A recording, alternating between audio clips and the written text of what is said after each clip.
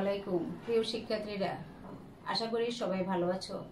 আমি সুলতানা ফারজানা, সহকারী শিক্ষক, কুমিল্লা মডার্ন হাই স্কুল। আজ আমি নবম শ্রেণীর বাংলাদেশ বিশ্ব পরিচয় বইয়ের ৬ষ্ঠ অধ্যায়ের রাষ্ট্র, নাগরিকতা ও আইন নিয়ে তোমাদের সামনে হাজির হয়েছি। আজকে আমি পড়াবো রাষ্ট্র, নাগরিকতা ও আইনের রাষ্ট্র অংশটুকু।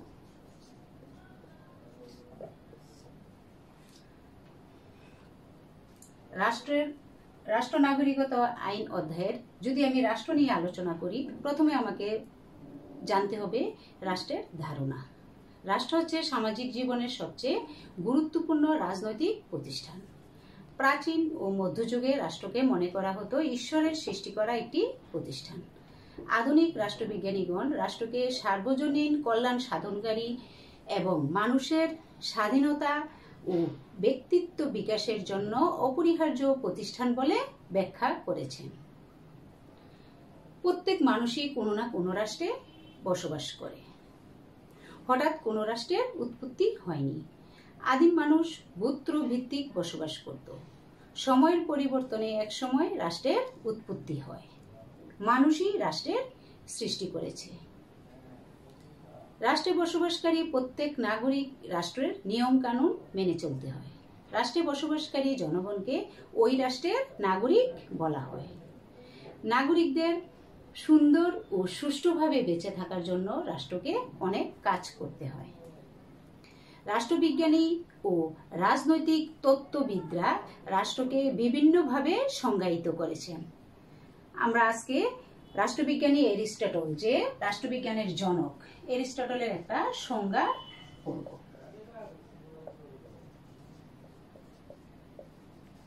এরিস্টটলের মতে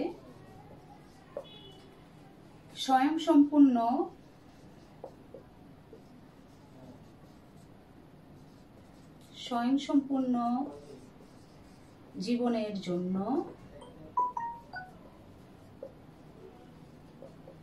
কতিপয় পরিবার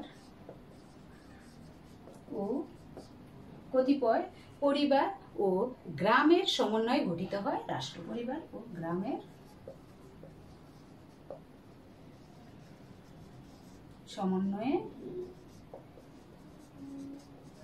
গঠিত হয় রাষ্ট্র। এরপরে আছে ম্যাকএভারের সংজ্ঞা আছে, এটা তোমরা বইয়ে পড়বা। এরপরে দেখো, রাষ্ট্রের সবচেয়ে সুস্পষ্ট ও পূর্ণাঙ্গ সংজ্ঞা প্রদান করেছেন অধ্যাপক গার্নার। অধ্যাপক গার্নারের মতে, এটা আর লেখি না, বোর্ডে মনোযোগ দিয়ে শোনো। রাষ্ট্র হলো বহু সংখ্যক ব্যক্তি নিয়ে গঠিত এমন এক জনসমাজ যারা নির্দিষ্ট ভূখণ্ডে স্থায়ীভাবে বসবাস করে, যা বহিঃশক্তির নিয়ন্ত্রণ হতে মুক্ত এবং যাদের একটি সুসংগঠিত সরকার আছে, যে সরকারের প্রতি জনগণ স্বভাবতই অনুগত। আমরা পরীক্ষায় যখন সংজ্ঞা আসবে, একুরেট সংজ্ঞাটাই লিখতে হবে, না হলে কিন্তু পুরা নাম্বার জ্ঞানমূলকে পাওয়া যাবে না। আমরা দেখছি বিভিন্ন বোর্ড প্রশ্নে জ্ঞানমূলক প্রশ্নে সংজ্ঞা থাকে বা সংজ্ঞাটা পুরা লিখে দেয়, এটা কোন রাষ্ট্রবিজ্ঞানী লিখেছেন। এরপর আসো রাষ্ট্রের উৎপত্তি। রাষ্ট্রের ধারণা ব্যাখ্যা করতে গিয়ে আমরা 4টি উপাদান দেখতে পাই। এই 4টি উপাদান হলো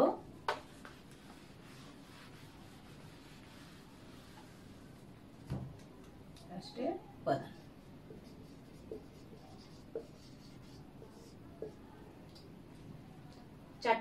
জনসমষ্টি, নির্দিষ্ট ভূখণ্ড, সরকার ও সার্বভৌমত্ব। সর্বপ্রথম উপাদান, 1 নম্বর উপাদান হলো জনসমষ্টি।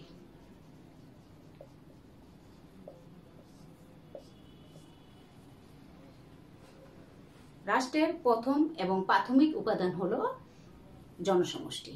রাষ্ট্র গঠনের জন্য এই উপাদানটি একান্ত অপরিহার্য। তবে রাষ্ট্র গঠনের জন্য জনসংখ্যা কত হবে তার কোনো ধরাবাঁধা নিয়ম নেই। রাজনৈতিকভাবে রাষ্ট্রের জনসংখ্যা কয়েক কোটিও হতে পারে, আবার কয়েক হাজারও হতে পারে। গণচীন ও ভারতের জনসংখ্যা 100 কোটির উপরে। আমরা দেখলাম যে গণচীন ও ভারতের জনসংখ্যা প্রায় 100 কোটির উপরে, 100 কোটির উপরে। আর আমরা ছোট রাষ্ট্রের দিকে তাকালে দেখতে পাই অন্যদিকে সেন্ট মেরিনো ও মোনাকো, সেন্ট মেরিনো ও মোনাকো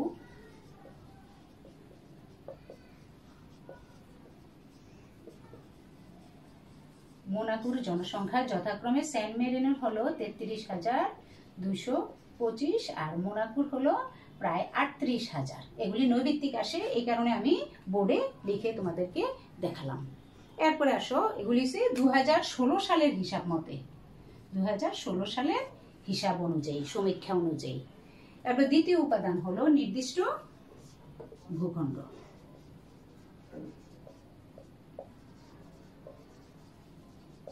নির্দিষ্ট ভূখণ্ড রাষ্ট্রের অপরিহার্য দ্বিতীয় উপাদান এই নির্দিষ্ট ভূখণ্ড। প্রত্যেক রাষ্ট্রেরই একটি নির্দিষ্ট ভূখণ্ড বা ভৌগোলিক সীমারেখা দ্বারা পরিবেষ্টিত। ভূখণ্ড বলতে স্থলভাগ, সমুদ্র সীমা, আকাশ সীমাকেও বোঝায়। ভূখণ্ড বড় বা ছোট হতে পারে, যেমন রাশিয়ার আয়তন অনেক বিশাল। আবার ছোট আয়তনের দেশ বলতে আমরা বুঝি দারুসালাম, সুইজারল্যান্ড, ব্রুনাই ইত্যাদি। আমরা প্রায় নৈমিত্তিক দেখি, বড় আয়তনের দেশ, ছোট আয়তনের দেশ, এভাবে নৈমিত্তিক আসে। 1971 সালে মহান স্বাধীনতার মাধ্যমে বাংলাদেশ ভূখণ্ডটি পৃথিবীর মানচিত্রে সার্বভৌম স্বাধীন রাষ্ট্র হিসাবে স্থান পায়। অনেক সময় রাষ্ট্রের নির্দিষ্ট ভূখণ্ড আবার কয়েকটি দ্বীপের সমষ্টিও হতে পারে, যেমন দ্বীপের সমষ্টি যেমন আছে জাপান, মালয়েশিয়া,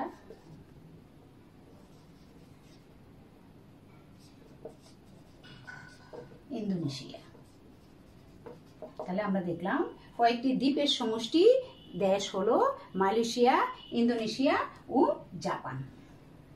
এরপরে আসো আমরা তৃতীয় যে উপাদান, সেটা হলো সরকার।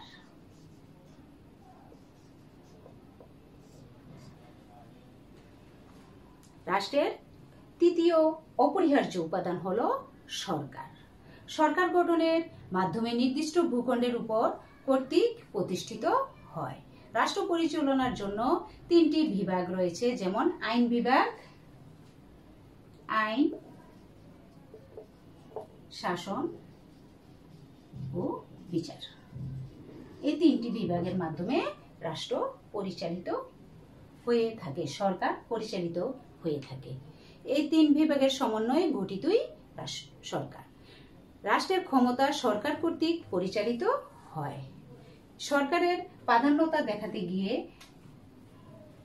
ম্যাকইভার বলেছেন,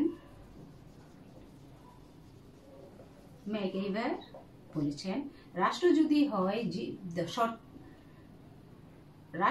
হয় জীবদেহ, রাষ্ট্রের ক্ষমতা সরকারের পরিচালিত করতে যাই, রাষ্ট্র যদি হয় জীবদেহ, সরকার হলো, রাষ্ট্র যদি হয় জীবদেহ, সরকার হলো মস্তিষ্ক স্বরূপ।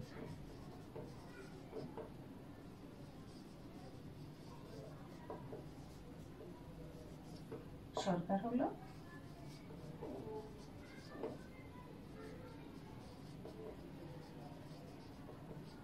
রাষ্ট্র যদি হয় জীবদেহ, রাষ্ট্রকে জীবদেহের সাথে তুলনা করছে, আর মস্তিষ্ক ছাড়া তো জীবদেহের কোনো অস্তিত্বই নাই। আর রাষ্ট্র যদি হয় জীবদেহ, সরকার হলো মস্তিষ্ক স্বরূপ। কে বলেছেন? গার্নার বলেছেন, সরি।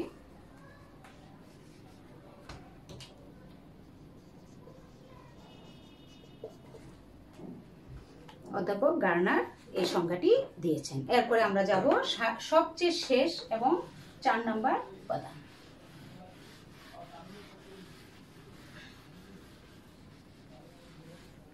সর্বশেষ এবং 4 নম্বর উপাদান হলো সার্বভৌমত্ব।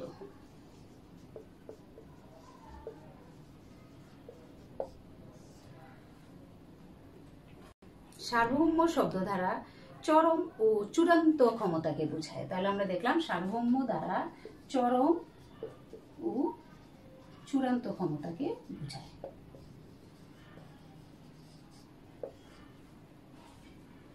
সার্বভৌম প্রতিষ্ঠার মাধ্যমে রাষ্ট্র গঠনের পূর্ণতা পায়। প্রত্যেক সমাজ ব্যবস্থায় চূড়ান্ত ক্ষমতা কার্যকর করার জন্য একটি মাত্র কেন্দ্রীয় কর্তৃপক্ষ থাকে, আর এই ক্ষমতাই হলো সার্বভৌম ক্ষমতা। সার্বভৌমের আদর্শ হলো আইন। তাহলে আমরা দেখলাম সার্বভৌমের আদর্শ। আমি কেন লিখতেছি নৈবিত্তিকের জন্য, খুবই এই লাইনগুলি ইম্পর্টেন্ট, বই খুললে বইয়ের মধ্যে দেখাও সবাই। সার্বভৌমের আদর্শ বা আইন মানতে সকলেই বাধ্য। কেবল জনসমষ্টি, নির্দিষ্ট ভূখণ্ড ও সরকার থাকা সত্ত্বেও একটি দেশে যদি সার্বভৌম ক্ষমতা না থাকে তাহলে সেটা রাষ্ট্র হিসেবে বিবেচিত হবে না। সরকার পরিবর্তনের সাথে সার্বভৌমত্বের স্থায়িত্ব নষ্ট হয় না। সুতরাং এই চারটি উপাদান নিয়ে হলো রাষ্ট্র।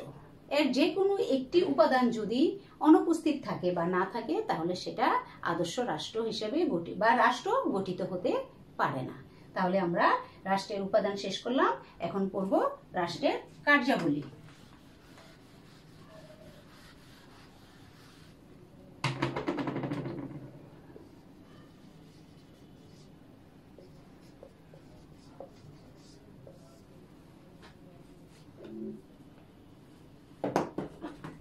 রাষ্ট্রের কার্যাবলী। সমাজের অঙ্গ হিসেবে রাষ্ট্র কি কাজ করে কিংবা রাষ্ট্র কি করতে পারে আমাদের তা জানা দরকার। মানুষের প্রয়োজনেই রাষ্ট্র গঠিত হয়।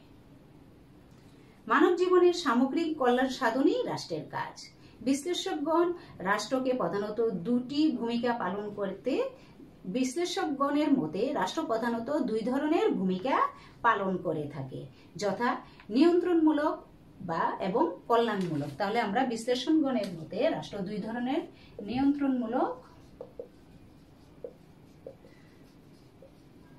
বা কল্যাণমূলক।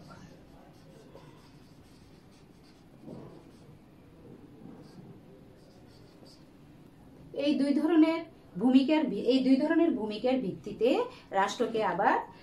রাষ্ট্রের কার্যাবলীকে দুই শ্রেণীতে ভাগ করা যায়, যেমন অপরিহার্য বা মুখ্য কার্যাবলী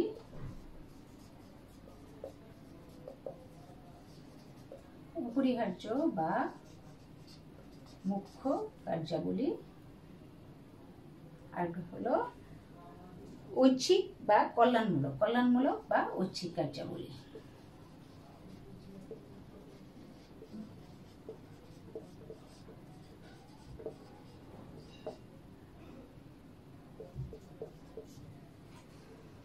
অপরিহার্য বা মুখ্য কার্যাবলী। এখন আমরা আলোচনা করব অপরিহার্য ও মুখ্য কার্যাবলী।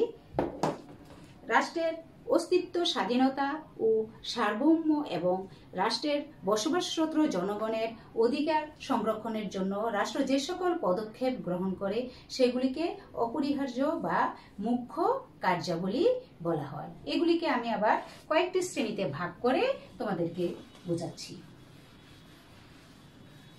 অপরিহার্য বা মুখ্য কার্যাবলী প্রথম হলো আইন শৃঙ্খলা রক্ষা করা।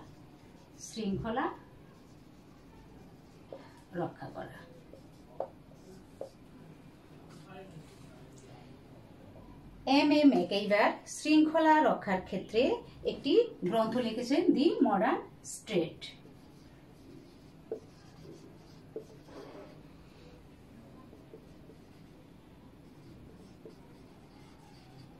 ম্যাকইভার দি মডার্ন স্টেট গ্রন্থে লিখেছেন, আইন শৃঙ্খলা রক্ষা করা রাষ্ট্রের প্রাথমিক কাজ। পরীক্ষায় প্রায় আসে। ম্যাকইভারের আইন শৃঙ্খলা রক্ষার ক্ষেত্রে যে বইটি লিখেছেন তার নাম কি? দি মডার্ন স্টেট।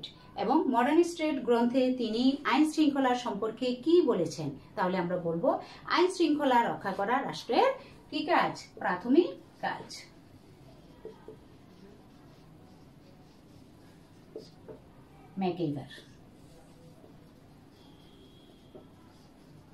ম্যাকইভারের বই। এরপরে আসো জাতীয় নিরাপত্তা।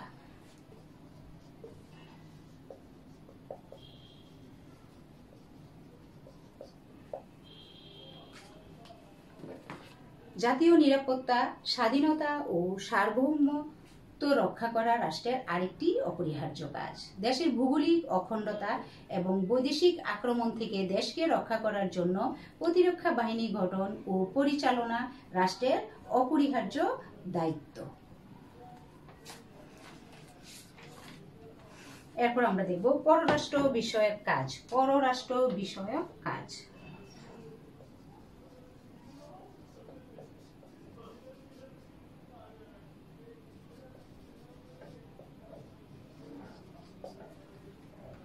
অঙ্গনে রাষ্ট্রকে পরিচিত করা, বহির্বিশ্বের আক্রমণ থেকে রক্ষা করা, কূটনৈতিক সম্পর্ক স্থাপন করা ইত্যাদি হচ্ছে রাষ্ট্রের পররাষ্ট্র বিষয়ক অপরিহার্য কাজ। এরপর আমরা পড়ব আইন প্রণয়ন।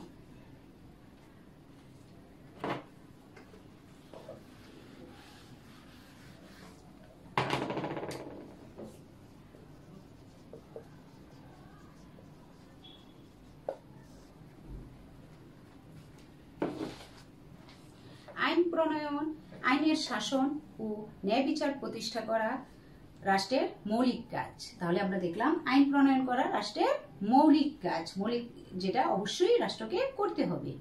রাষ্ট্রীয় আইনসভা বা পার্লামেন্টের মাধ্যমে আইন প্রণীত হয়। তাহলে আমরা দেখতেছি অর্থ ও সম্পদের সুষ্ঠু ব্যবস্থা ও রাষ্ট্র পরিচালনায় অর্থ সংগঠন ও বন্টন ব্যবস্থা গড়ে তোলা রাষ্ট্রের একটি মুখ্য কাজ। রাষ্ট্র বাজেট প্রণয়ন, মুদ্রা প্রণয়ন ও মুদ্রা স্ফীতিরোধ এবং নিত্য প্রয়োজনীয় দ্রব্যের দাম নিয়ন্ত্রণ করা প্রভৃতিও রাষ্ট্রের মুখ্য কাজ। আমরা এতক্ষণ রাষ্ট্রের অপরিহার্য বা মুখ্য কাজগুলি দেখলাম। এখন আমি লিখব কল্যাণমূলক কাজগুলি। কল্যাণমূলক বা ঐচ্ছিক কাজ। বর্তমান প্রেক্ষাপটে রাষ্ট্রকে কল্যাণমূলক রাষ্ট্র হিসাবে বর্তমান প্রেক্ষাপটে প্রায় প্রত্যেক রাষ্ট্রই তাদেরকে কল্যাণমূলক রাষ্ট্র হিসাবে নিজেকে দাবি করে। যে রাষ্ট্র অর্থনৈতিকভাবে যত বেশি উন্নত এবং ঐচ্ছিক কার্যাবলী তার তত বেশি বিস্তৃত। শিক্ষা হলো ঐচ্ছিক কাজের একটি অন্যতম প্রথম কাজ। রাষ্ট্রের জনসাধারণকে শিক্ষিত করে তোলা রাষ্ট্রের সবচেয়ে গুরুত্বপূর্ণ কাজ। শিক্ষিত জনগোষ্ঠী রাষ্ট্রের সবচেয়ে বড় সম্পদ। শিক্ষিত নাগরিক তার অধিকার, দায়িত্ব ও কর্তব্য সম্পর্কে সচেতন থাকেন এবং দেশপ্রেমে উদ্বুদ্ধ থাকে। এখন আমরা পড়ব স্বাস্থ্য বিষয়ক কাজ।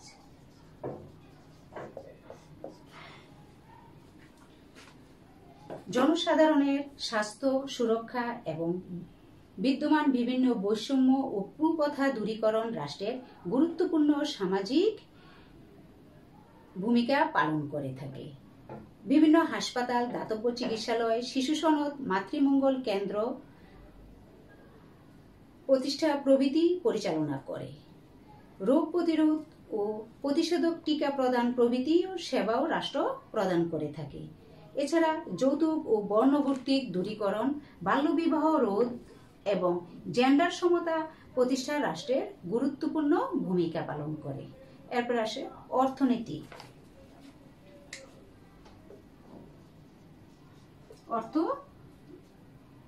কাজ।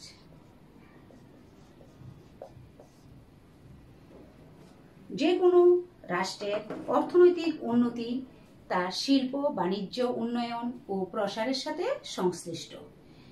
এজন্য বৈজ্ঞানিক ও প্রযুক্তিগত গবেষণার জন্য রাষ্ট্রকে অনেক বেশি নজর দিতে হয়। এছাড়া রাষ্ট্রীয় উদ্যোগে কলকারখানা স্থাপন ও পরিচালনা, দায়িত্ব গ্রহণ এবং এর মাধ্যমে অধিক সংখ্যক লোকের কর্মসংস্থান সৃষ্টি রাষ্ট্রের ঐচ্ছিক কাজ। যোগাযোগ।